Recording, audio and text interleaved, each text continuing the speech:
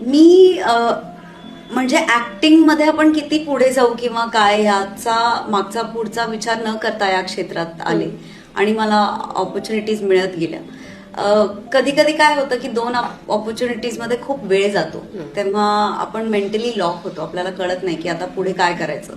आणि मीही असं 19-20 वर्षाची असताना माझ्या आयुष्यात असा एक क्षण आला होता की मला खूप महिने काम नव्हतं.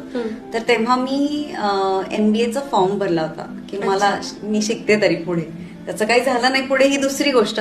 पण अशा इन्सिक्युरिटीज कधी कधी तुम्हाला काहीतरी असं वागवतात की जे तुम्ही नसता, किंवा असं काहीतरी तुमच्या लक्षात येतं की अरे आपल्याकडे प्लॅन बीच नाहीये, मग आता काय करायचं.